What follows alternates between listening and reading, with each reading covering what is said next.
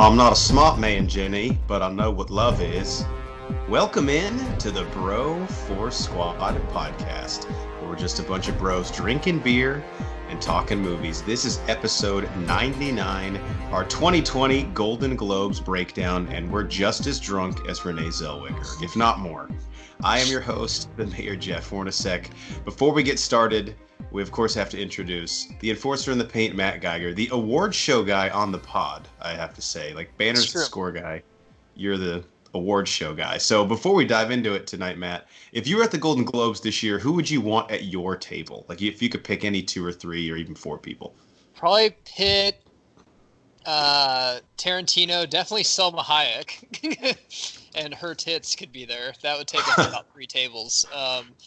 And then, I don't know, that little kid from the Jojo Rabbit. Dude, he was having a blast. Yeah, I know. And he's like so young that he doesn't even really care about politics or global warming, so it was kind of a breath of fresh air. I have to say, I'm very excited that it's award season. However, the Golden Globes to me is like the Masters. It's the best one, but it's also the first one, which is kind of weird. Usually in any type of sport, you save the Super Bowl for the last, but this is my favorite one just because it's Bro Force Squad approved, really. I mean, they get drunk. We'll talk about Ricky Gervais here in a second, but this is my favorite one of all the award shows. Yeah, I agree. It just has a different feel to it. It's not as like stuffy and yeah, for sure. You can relax a little bit more. All right, if you have not listened to our show before, if you have, you know that we start every episode off with the most important thing in any bro's life, and that is chest day.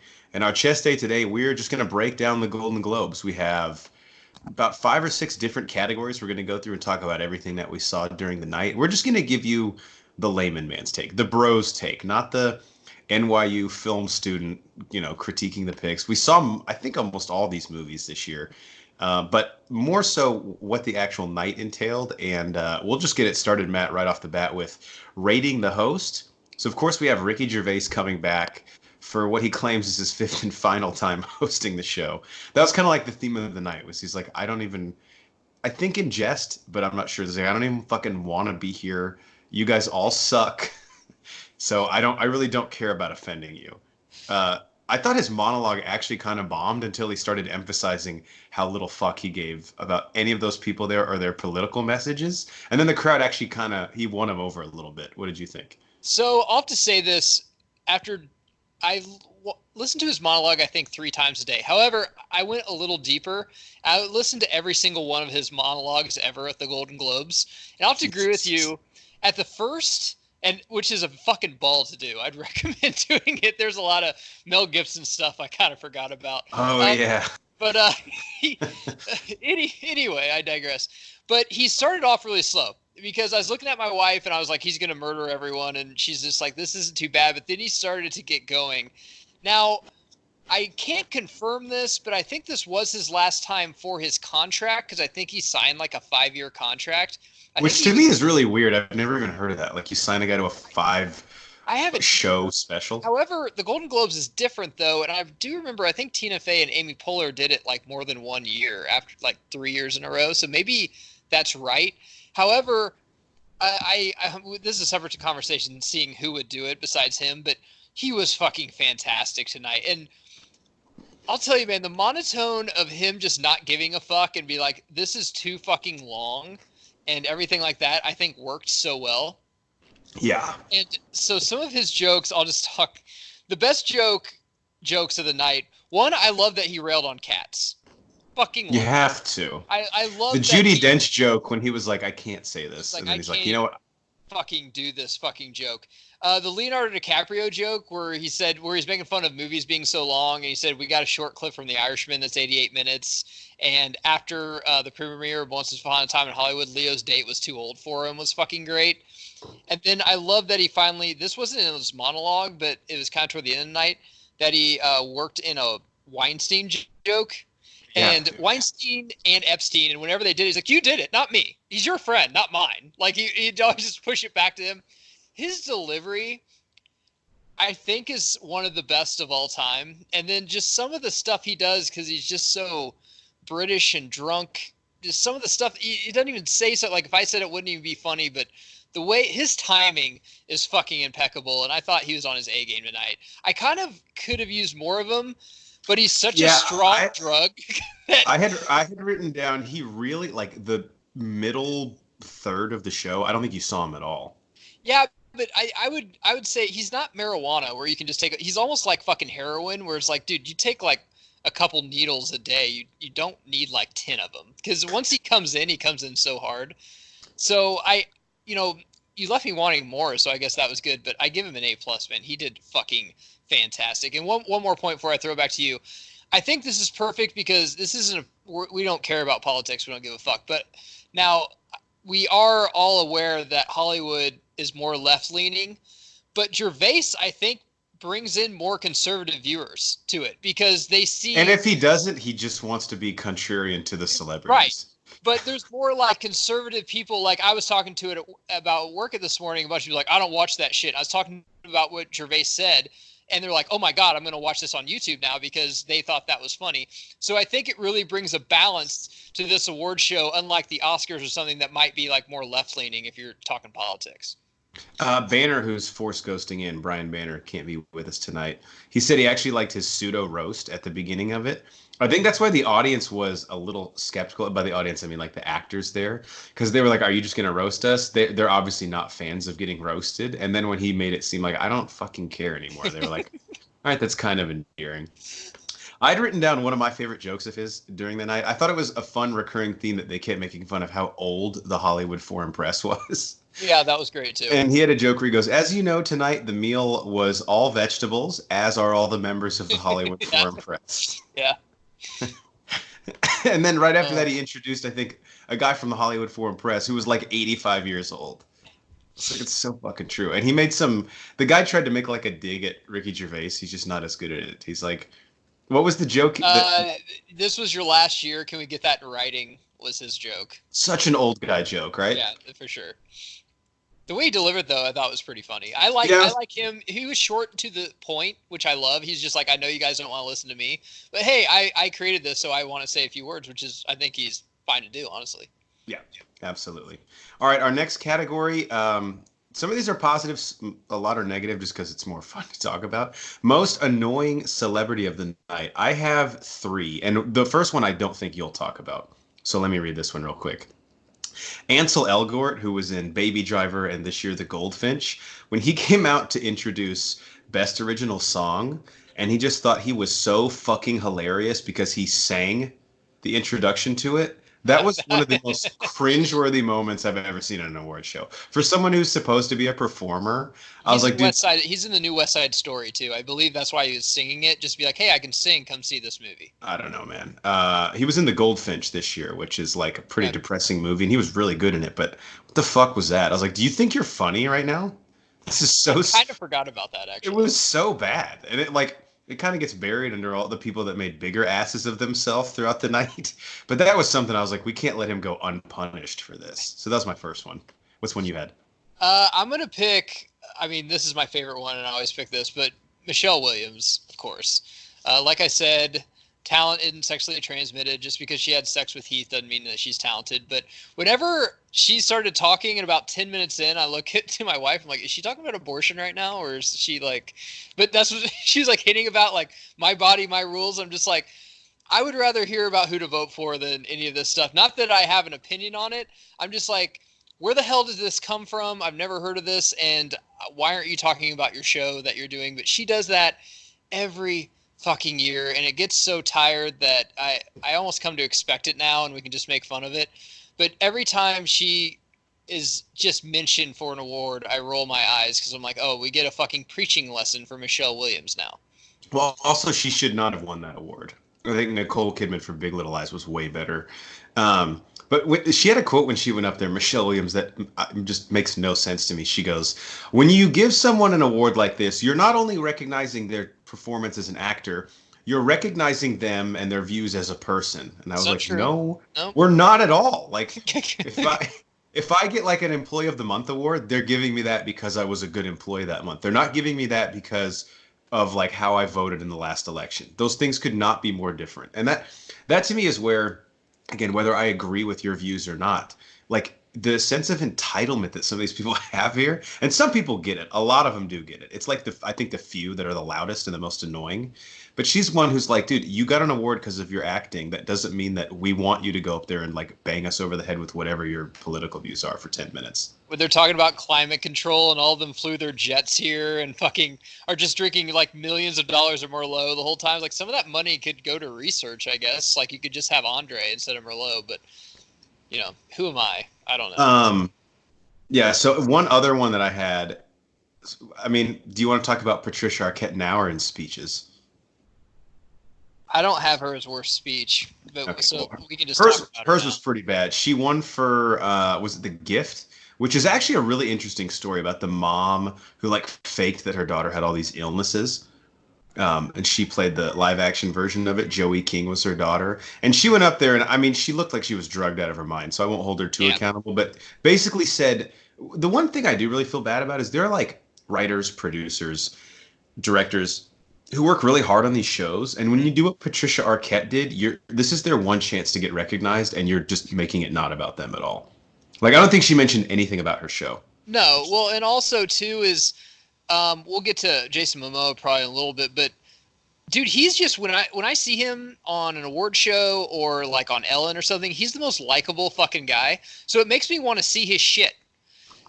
Flip that, Patricia Arquette, if she's in it, I just roll my eyes. I'm like, is she the fucking chick that just goes on and on about stupid shit? Like, no, I don't want to fucking see that because I don't like her.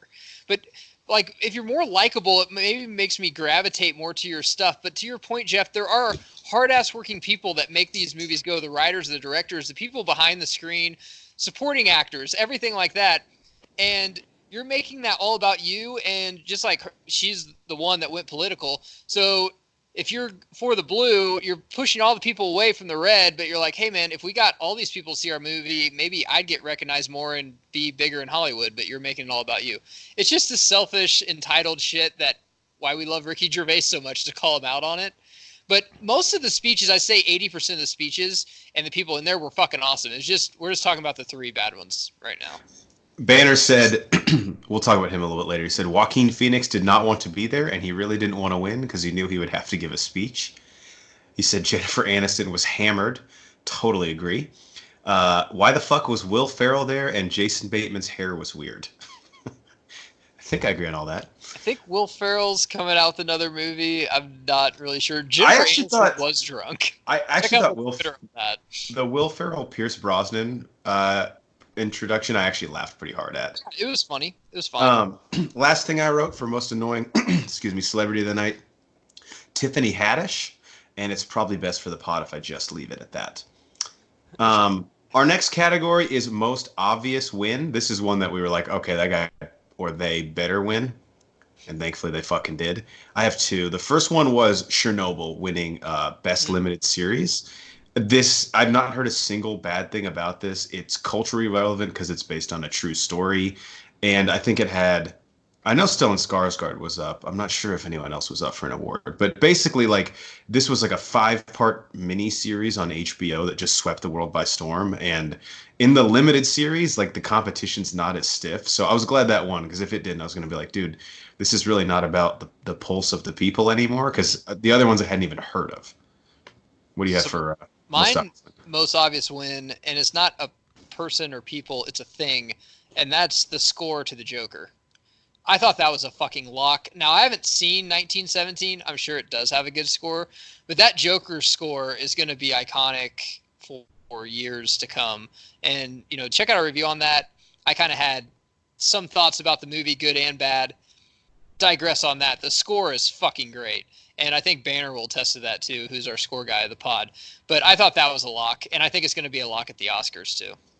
Yeah, I totally agree. And I love how when you win for best score and you go up there, like, they play the score. Yeah, that's awesome.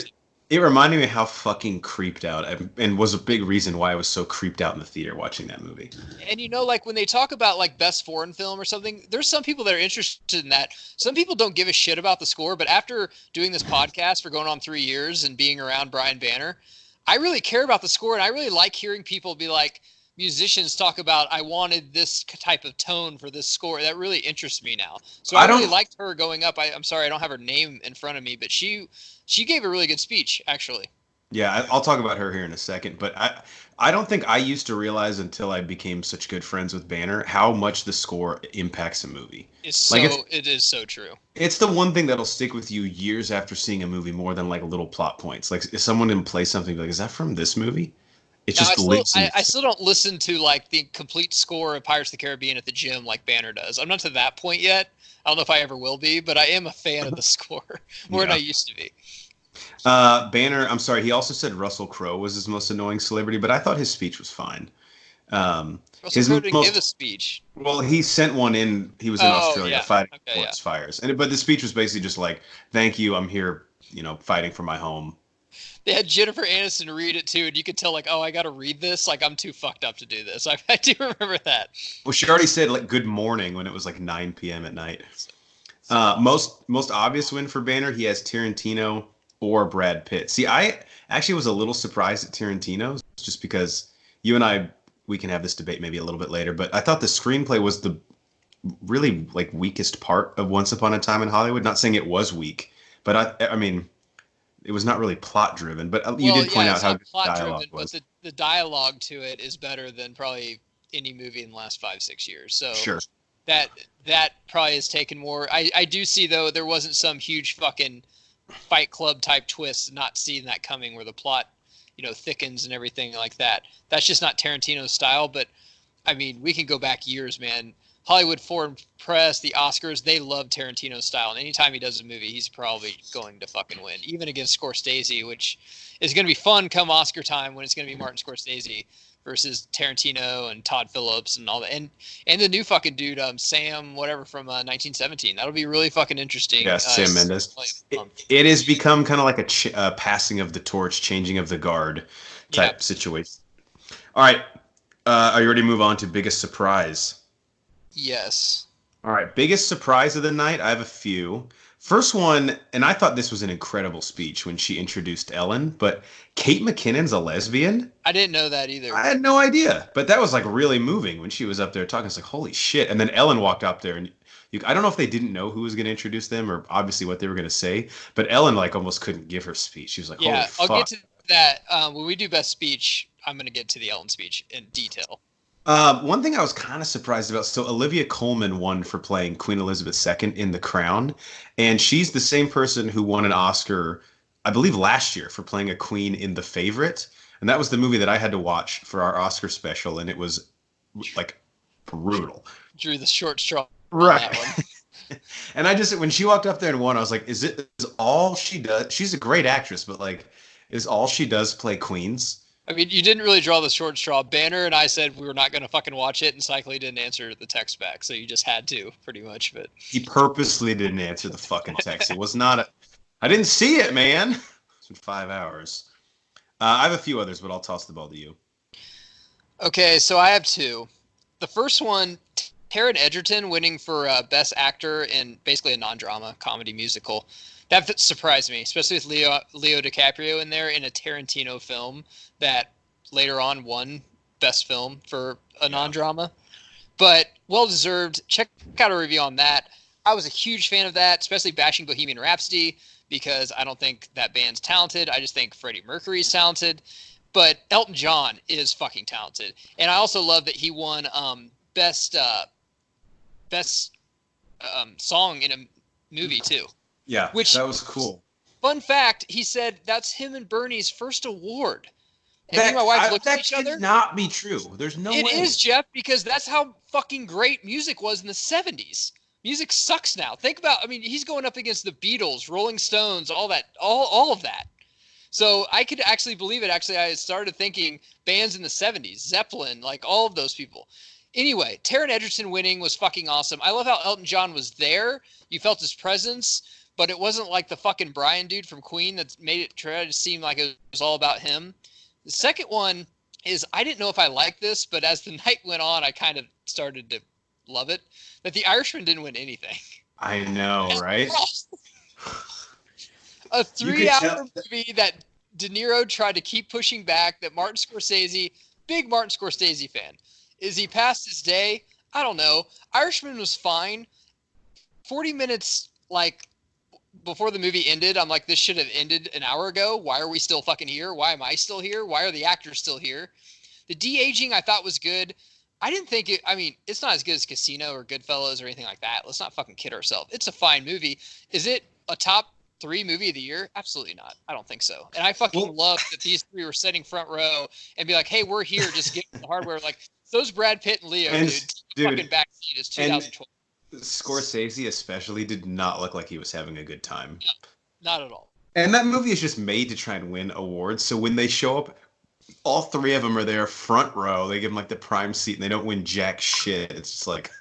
Well, it's basically what's happening to Clint Eastwood. And I love Clint Eastwood, but man, when you're 82, you can't be kicking the shit out of 20-year-olds. People just don't buy it anymore.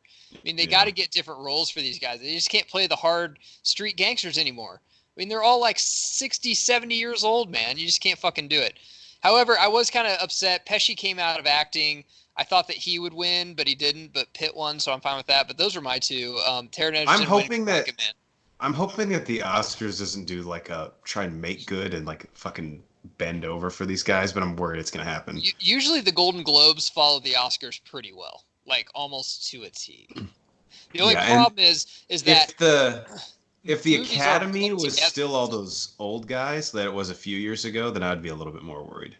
Well, and we'll talk about this, but the difference is that it's not best actor in a non-drama. It's all the movies are lumped together. So Leo is going to go up against Joaquin Phoenix and everything. Yeah. So that'll be different. But usually it kind of follows the same. Banner echoed what you said. His biggest surprise was Taron Egerton. And he said Egerton looked like he was going to cry every time they showed him, probably because he's come a long way from Robin Hood to winning a Golden Globe. And I actually loved his speech where he thanked Matthew Vaughn, who cast him in Kingsman when he was just a nobody. Like, no one knew who the fuck he was. And obviously that's like what got him his big start. One other one I think we might talk about, or may have mentioned, but Renee Zellweger winning for Judy. I mean, I haven't seen the movie, but the fact that she won a huge award like that, I mean, I think you and I both thought her best days were behind her, so it's kind of cool. Yeah, my wife has. She said that she was fucking fantastic in it. As Judy. Yeah. Well, you mentioned to me earlier today on the phone, she was like still going in and out of character. She was, and I don't have a problem with that. People can make fun of that, but I mean that's their job, man. She was also really heavily medicated, probably. I just think she's kind of a weird chick too. I don't know, but I've never had a problem with her ever. Yeah. All right, our next category is we already did biggest surprise award win we most disagree with.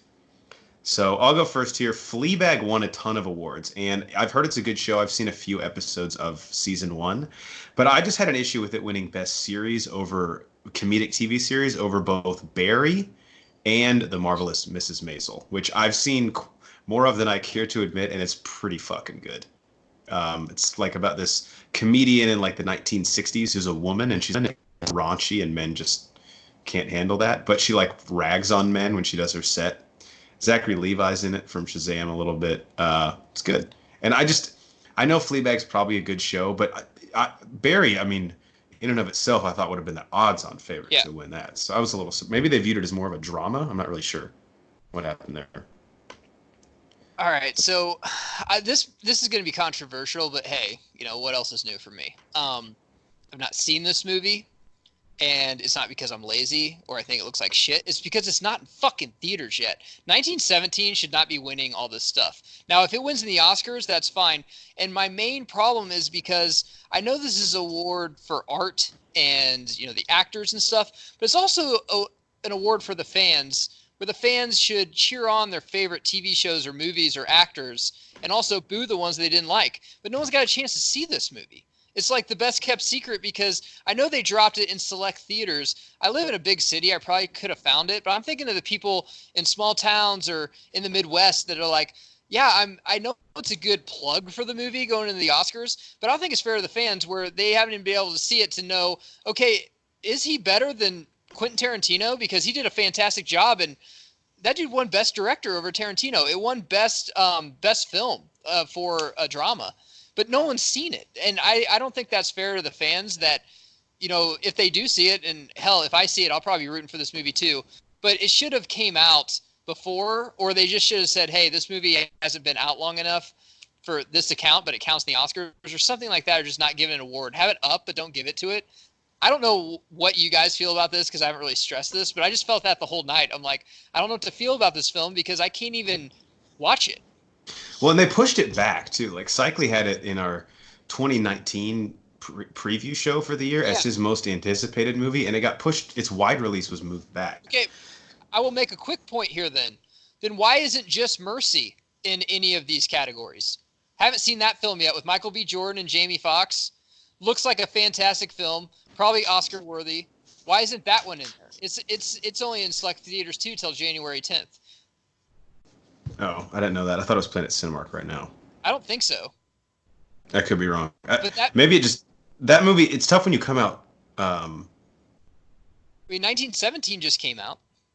It's Yeah, not even just- technically out, I don't think. You're right. Just Mercy is not playing at AMC right now. Yeah, it's on January 10th. I'm almost positive I saw that. But, I mean, that movie looks like, I mean, Michael B. Jordan could get a Best Actor. Jamie Foxx could get a Best Supporting Actor, and it could be up for Best Film. But that's not in the Golden Globes. Why not if 1917 is? Yep. Either I have both agree. of them in or both of them out. It's weird, and whatever their rules are, they probably I don't fucking know. I can't find Banner's notes on that one. I don't know if he sent them over. All right, worst speech. We kind of did this already, right? No, because I mean, we talked about some worst. I'm going to pick my worst speech.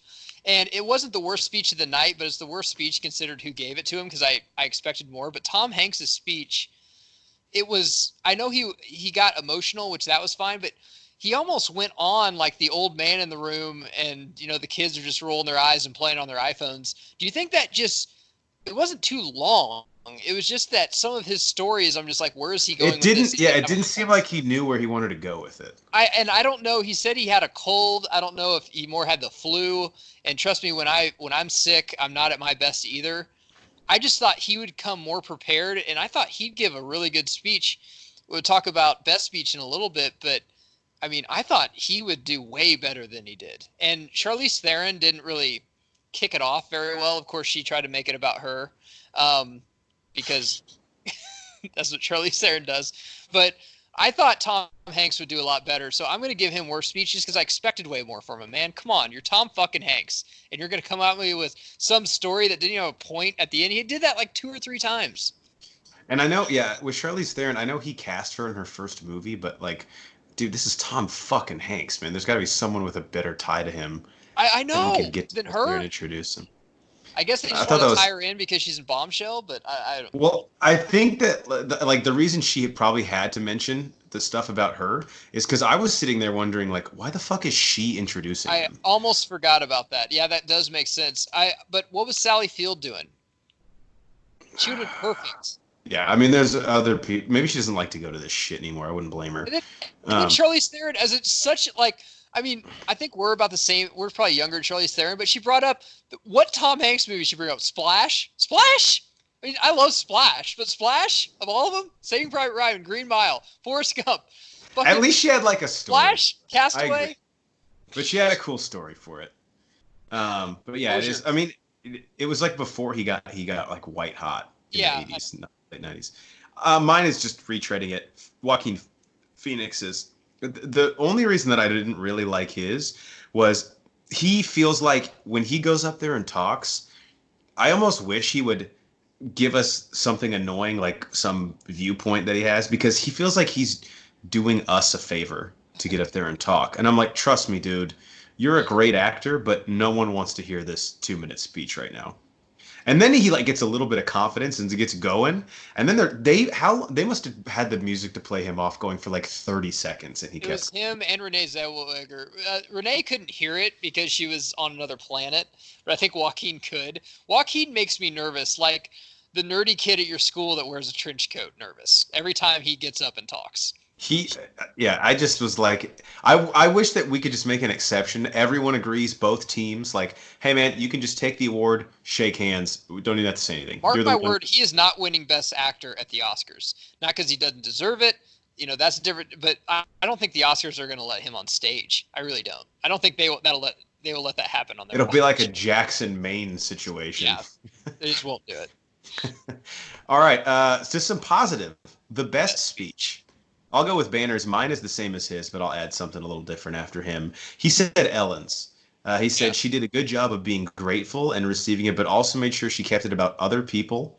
And it was one of the funnier speeches. She went on and just riffed for like 5 minutes towards the end, and it was going nowhere, but it was fucking hilarious. And it was just perfect Ellen, where she has this platform, but she knows it's bigger than her. Yep. And she knows that the reason she's receiving it is just because of the impact she's had on other people's lives. And she didn't feel the need to gloat or anything. It was like a partial stand-up set, and then just her being thankful. So I'll say one other thing about Ellen, that speech. First off, it got kicked off fucking perfectly because Kate McKinnon did a fucking fantastic job introducing. That's how you intertwine something that happened in your life that was actually not all about you. It's like talking about Ellen. But Ellen's face during that is why Ellen is so fucking great, because she almost started crying like, I had no idea I meant that much to people. Meryl Streep would be shaking her head like, you're damn right I mean that much to people. I know all this. Yes, just keep talking. That's why I love Ellen so much. She is very humble. And like you said, her fucking timing where she'll talk about something serious and then just lay a fucking joke on you. You'll be like about to cry and then be like laughing hysterically. Dude, she was like in the middle of getting really emotional, and then she goes, I couldn't have done any of this without my husband, Mark. Yeah, that was fucking hilarious too. And Portia de Rossi is like, what? He was gorgeous, by the way. Oh my God. Like, seriously. Way to steal one from us, Ellen. Like, yeah, you didn't have to take the MVP. Come on, take like a role player. Yeah, her speech was just perfect. And when you do shit like that, people, that's so crazy. Like, people are like, no, stay up there, keep talking. Yeah. Like, she had the whole room in the palm of her hand. She Oh could have my done God.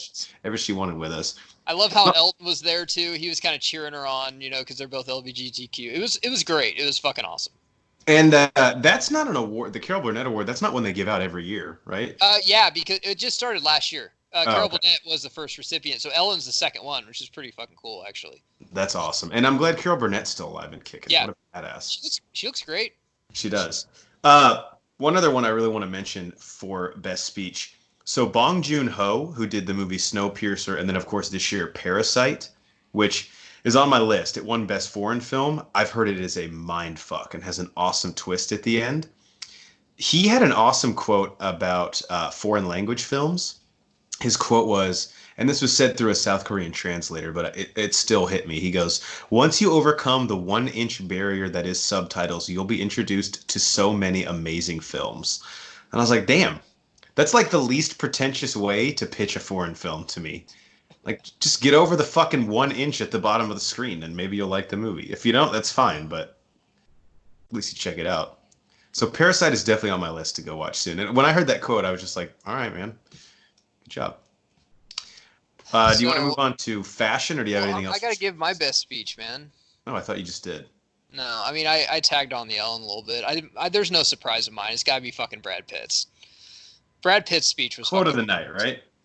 Quote of the night, probably. I loved how everyone always thanks everyone that they were up against. Brad Pitt did it in such a Brad Pitt way that Brad Pitt comes off as really nice and cool, but it's not fake at all. I really believe everything Brad Pitt said. He toasts Anthony Hopkins a little bit, which I fucking love from Meet Joe Black. Yep.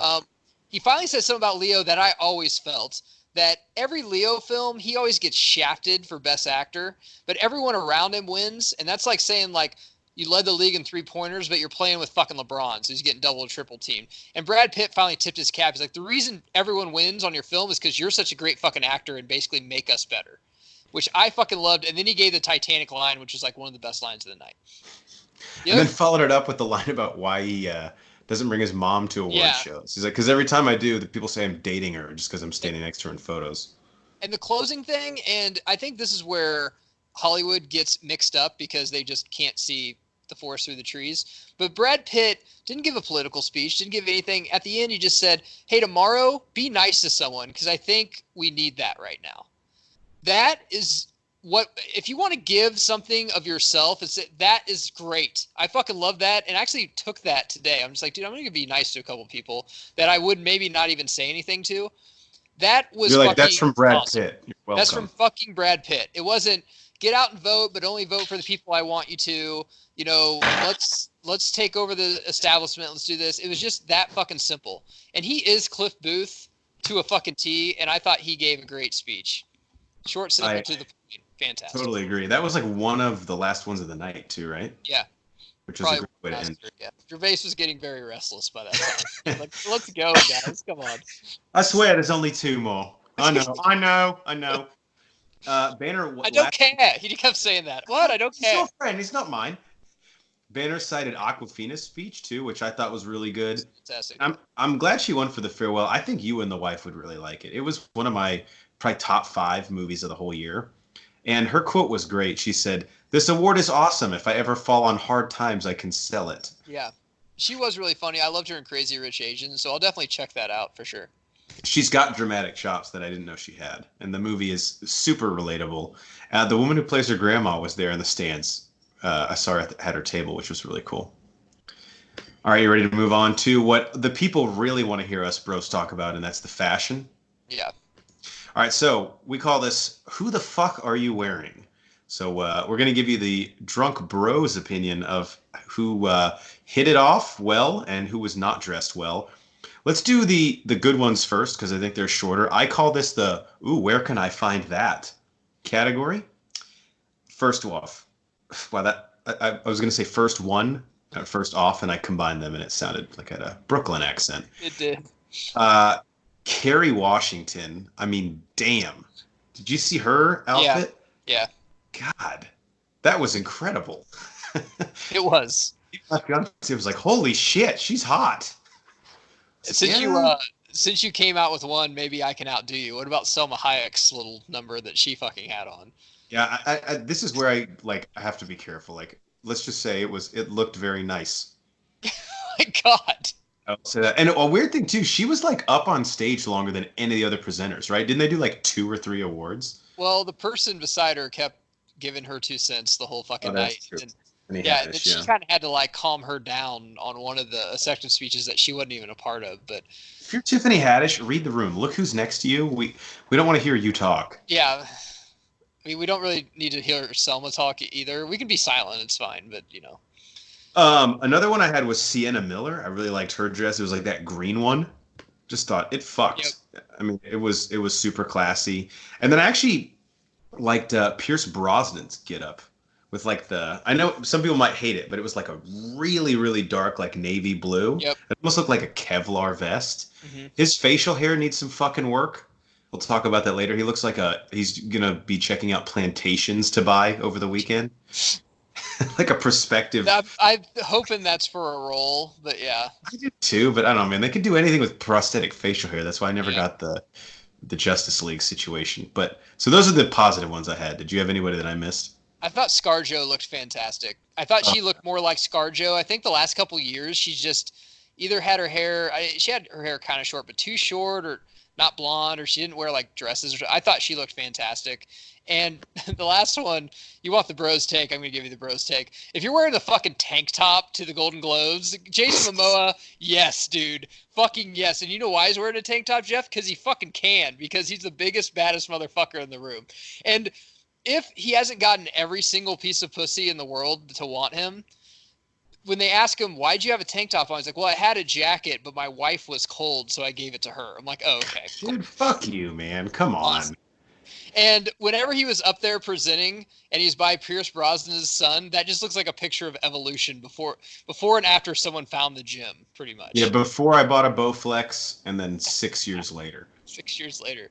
But I love fucking Momoa. And he's awesome because he's just so excited to be there because he's like, dude, I was this kid from Hawaii and Iowa, and I never thought I'd fucking be here, and I'm just going to enjoy every single minute of it. I love him so much. Yeah, luckily he didn't wear the tank top up on stage, but they cut to him one time at his table. I was like, dude, what the fuck are you wearing? Because I didn't know he had a jacket at the time. I was like, if you just wore that. Yeah, because when he's up on stage, it was before he had the tank top, then he went and presented it, he had the jacket. So he probably told his wife, hey, I don't think I can go up there with the tank top. People are already tweeting about it. She's like, okay, well, I guess I'll just freeze here. I guess you will, babe. Yeah. God, it was awesome. Not my fault you didn't bring a fucking coat. And he presented with, what would that be, his daughter-in-law? Or right? Or stepdaughter. It was Zoe Kravitz, I'm pretty sure, was who he presented with. What's that? Oh, that's interesting. Pretty sure. Big up on that. Banner said Reese Witherspoon was his best dress. Yeah, I thought she looked really good. She looked great. And she just looked great, period. Like, she does not look a day over. Nicole Kidman looked great. She She Dude, was. they cut to Michelle Pfeiffer real quick, and she's getting younger. Whatever. It's like freaking me out. She's like ageless. Good for her. Great for her. All right, next part is called "What Blind Hobo Dressed You." Again, I had Momoa on here, but I take that one back because he did actually have a jacket. No. Uh, Yeah. Kate Blanchett. I thought she actually had a really good speech about Australia, and I love her, but she looked less ridiculous as Hela than she did last night. I mean, all the chains all over. I was like, what are we doing here? One guy I had to take a dig at, Ewan McGregor. The white shoes, I love you, bro, but like the Jedi Council does not disapprove. It's treason, man. It's treason. I don't know who he I was about to presented with. execute Order 66 on his. Fuck was that? That's pretty fucking good. When Was he he went up there, I don't know. bowling after? He's like, I gotta go pick up some spaz after this. So We're actually in between frames. We're in between frames! Because he has to yell everything. Gwyneth Paltrow, I thought looked like a starfish in lingerie. And my I kind fiance of dug hers. My wife didn't like that either, but I didn't mind it.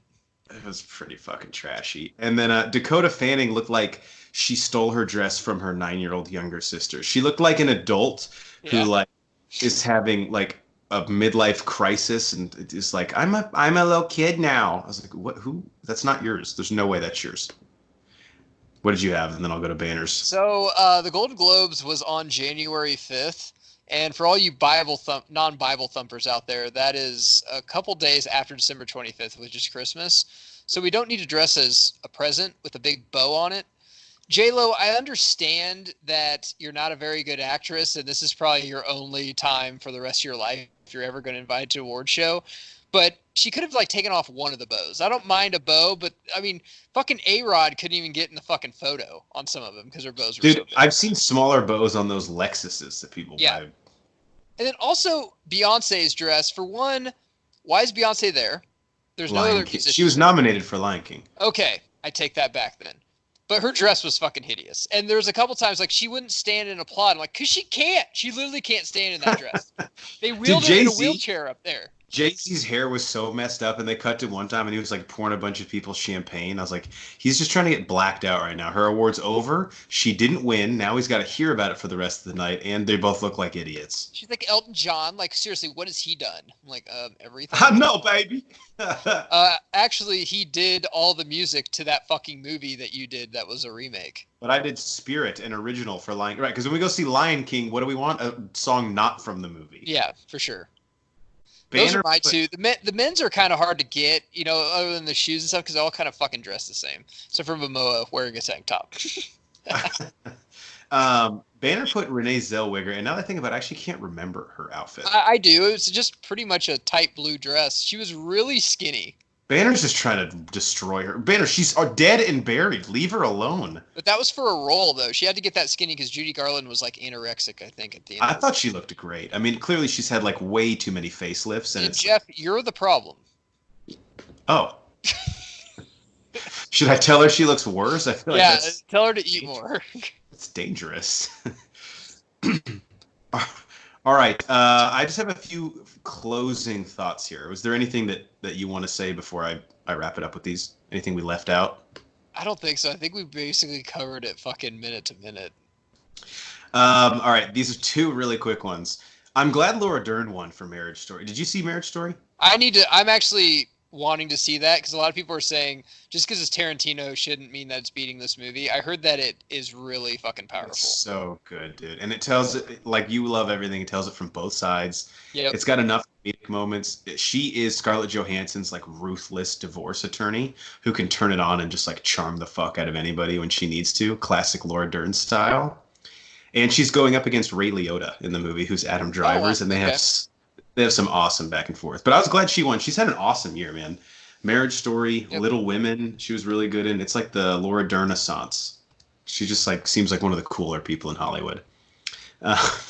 And then the Sacha Baron Cohen line where he roasted Mark Zuckerberg. Yeah. I had to bring it up. He's like, this next film is about a young, ambitious boy spreading Nazi propaganda. His name is Mark Zuckerberg.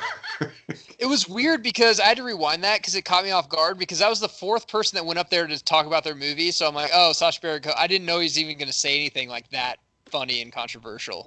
It was You great. know, when they were figuring out like who wanted to present what, he's like, I have an awesome one if you can let me do Jojo Rabbit. Like what? Why are like?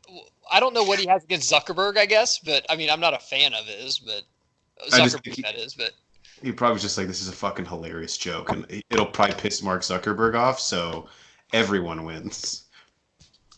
All right, that does it for our Chess Day, our 2020, and I believe the 77th annual Golden Globes.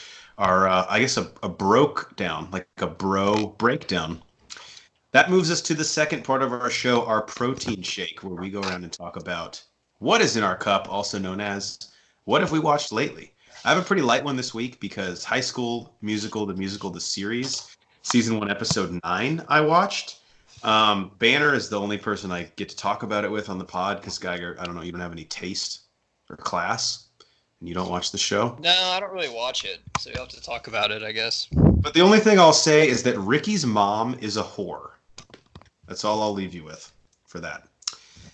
I also watched You season 2 on Netflix. Cycly and I did a review on this. If you watch this show, you have got to check out our review. We have some theories at the end that whoever listening, I need your input on and your feedback.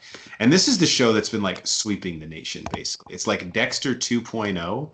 I'm obsessed with it. I can't wait for season 3. It makes me contemplate, and again, if you're in the FBI listening to this, don't come to my house, but could a person get away with murder? We'll never know, will we? OJ did. Oh, allegedly. I'm actually really, I think I'm going to start that show soon. I want to see Marriage Story first, but... Check them both out. They're very different. One other one I watched was, you might remember this movie, Instant Family, with Rose Byrne and Mark Wahlberg. Yeah, it's awesome, actually. Yeah, I loved it. Gave it a 4.5 out of 5 on Letterboxd. Feel good movie. It's realistic. When you get Mark Wahlberg in a setting where he can be a little comedic, I think you get his best effort, is what I'm starting to realize. Because he was hustling in this one, and he was great. And the whole like support group of the other parents who are wanting to take in foster kids was pretty funny dynamic. Like the one chick who's looking for a Division I athlete, and she ends up with like a 5'4" redheaded kid, and she's super pissed. I remember that. Are any of them famous actors? What kind of B-list celebrities? Yeah, who's the chick who won an Oscar for The Help? She's in it.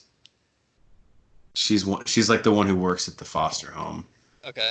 I can't remember her name. But I thought it was really good. And it was a movie that kind of slipped through the cracks for me from 2018. So I was glad I got to revisit it. Last one I watched on Disney Plus was the Disney Channel original movie Johnny Tsunami, and Cycly and I did a movie commentary on this coming very soon. Basically, this movie is just nostalgia porn because everything cool that I remember about the 90s is embodied here. The fucking urchins are so cool. Lee Thompson Young, who's Jet Jackson, rest in peace. I forgot about the urchins. That's what they called like the skies versus the urchins. And the urchins have, do you remember the hats they would wear that looked like dreadlocks? Yeah, that was awesome. So fucking cool, dude. Cycling and I spent about 20 minutes trying to buy one of those on Amazon during the commentary. Dude, it's not a great movie, but it's just so nostalgic and it holds up. Kristen Storm's so hot in it, Xenon. And it was two brothers, right? And they split the hill in two because one of them liked to snowboard and one of them liked to ski, and they didn't like each other. They opened separate ski shops, and Cycling and I are like, you sell basically all the same shit except the boards. Yeah, I don't get everything else the same. The goggles, the ski equipment, the helmets, like all of it. And at the end, I don't want to spoil Johnny Tsunami, but something happens with them. And then Johnny Tsunami's grandpa is Shang Tsung from Mortal Kombat. Yes, he is. And of course, that causes the commentary to really go off the rails. They made a sequel to this movie, which we found out came out in 2007, where they go sandboarding, meaning they go to a desert and they board down like dunes, which I don't even think is a thing, but you know that Disney was like, let's take Johnny, right? He's mastered snow. He's mastered surf. Yeah, everybody's back. Jet Jackson, was he dead by then? I believe he had passed away, yeah. No.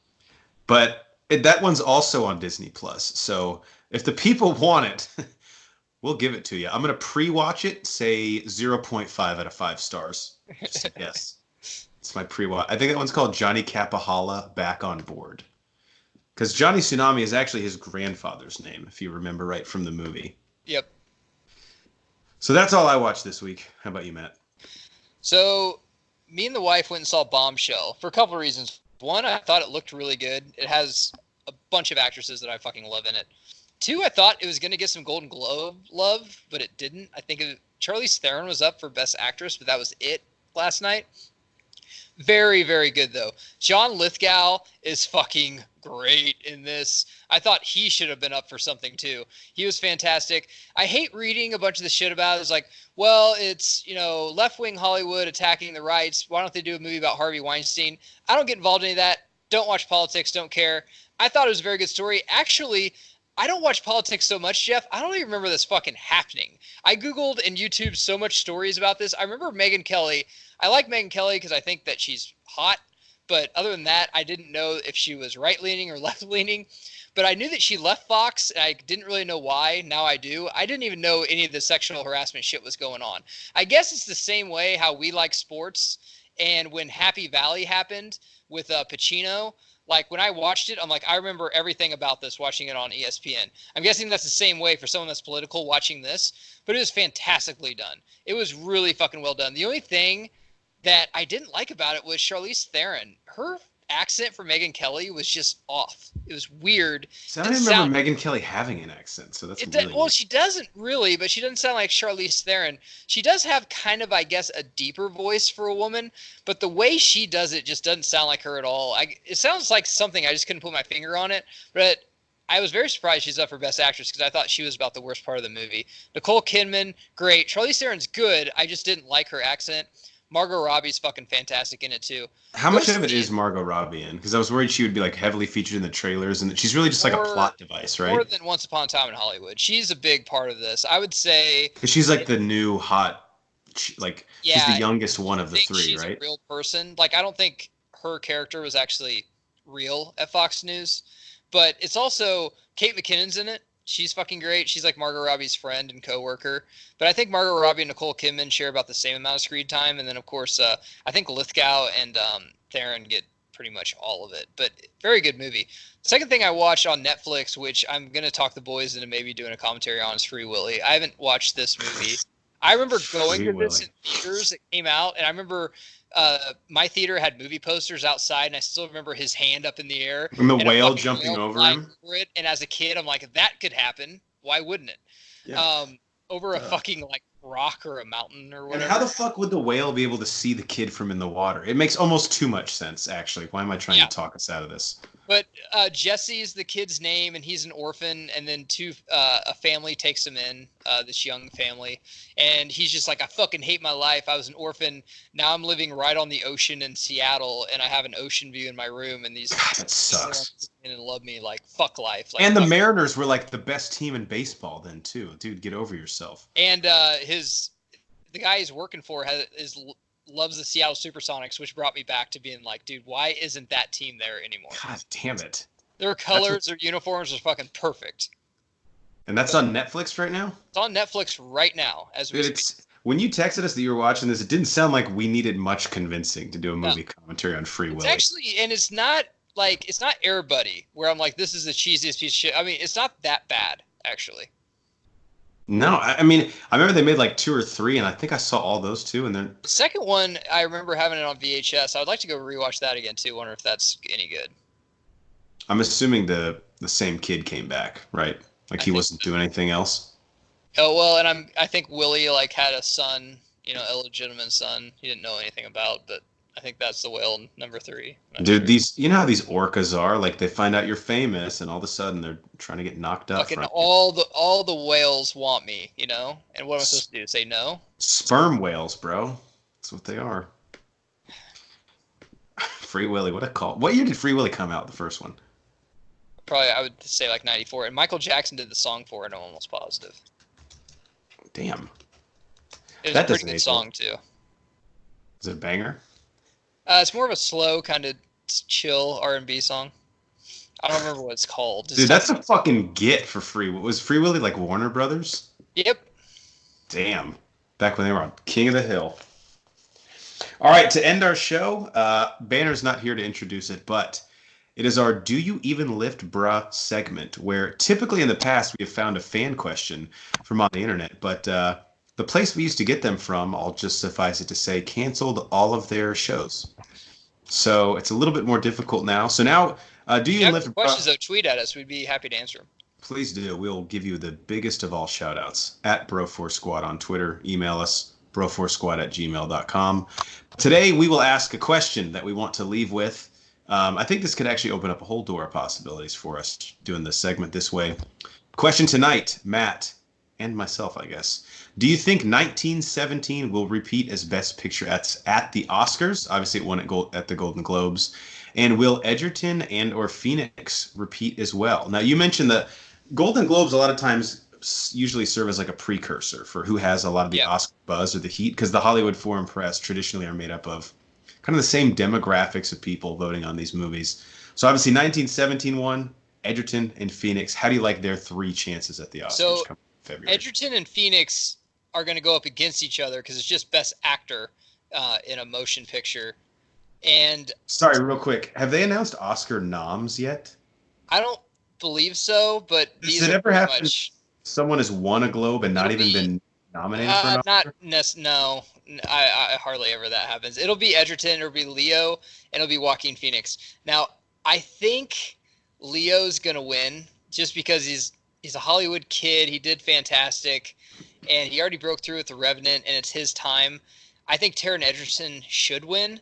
There's no fucking way Joaquin Phoenix will win because the Oscars are way too buttoned up to let that maniac have a live mic for like 5 minutes. That's just not going to happen. Joaquin Phoenix did a fantastic job. Bale got nominated for Ford vs. Ferrari, right? Maybe he's got an outside shot. Yeah, I don't know. It didn't get any love other than that, and that's the only one I've not seen yet. I'd like to though, but Joaquin Phoenix is not going to win, just because they're not going to give him a live mic. They might not even invite him. Like, dude, you're skeeving. No, he did a great job. He didn't play Joker, but he did a great job of whatever role he was playing. I think Leo's going to win. I think Taron Egerton should win. He was a surprise. That movie just wasn't getting as much love as Bohemian Rhapsody. Why? I have no fucking idea why not, because Rocket Man was fantastic and Taron Egerton was Elton John. I think he should win. But if I had to pick someone, Vegas bet, I'm going to give it Leo.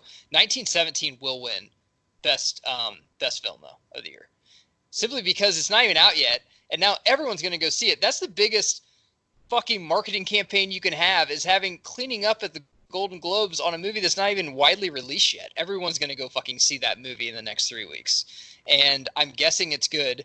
It's got all the recipes for being good. It's a World War. That's the weird thing. This is just like there's just like a super commercial for your movie, right? Yeah. I think it will win. Picture. Once Upon a Time in Hollywood, the new has worn off so much. It came out in August, and I don't think anything else will even come close to it. I'm guessing once I see Marriage Story, I'm probably going to be a fan for that. But I think 1917 will win. It just has all the ingredients to win. Yeah, I think Marriage Story, it's to me seems more built for the Oscars than the Golden Globes. Driver was nominated here. Do you know if he's nominated for the Oscar as well for Marriage Story? He was nominated there. I don't think Oscar noms have come out yet. I haven't heard anything about him anyway. I haven't either. Typically, I'm sure he will though. They're smart to wait till after the Globes to release them. Just that way, you get basically a whole extra week of hype you can build up yourself. All right, for our enforcer in the paint, Matt Geiger, the Force Ghost, Brian Banner, who's the mad scientist. I'm the mayor, Jeff Hornacek, and we are the Bro4 Squad podcast. Thank you guys so much for checking us out. Please follow us on Twitter at Bro4 Squad. Subscribe to us on iTunes, Spotify, and YouTube. If you type in Bro Force Squad as 3 separate words, you'll find us there. You can also type those same 3 words into letterbox.com to find us. And check out all of our content on our website, bro4squad.com. And at the very top, there's a link to a survey. If you fill that out for us and let us know what you like or maybe what we could change about the show, we will give you a shout out on our next episode. Till next time, Matt and I have to go out and troll the red carpet. And Epstein didn't kill himself. I know he's your friend, but I don't care. Long live Ricky Gervais. He's just going to come back forever. Because no one else, I mean, it's not like cool to host anymore. No one wants to fucking do it. No. He had some line about like old dudes or something, right? I can't remember. It was something about Kevin Hart.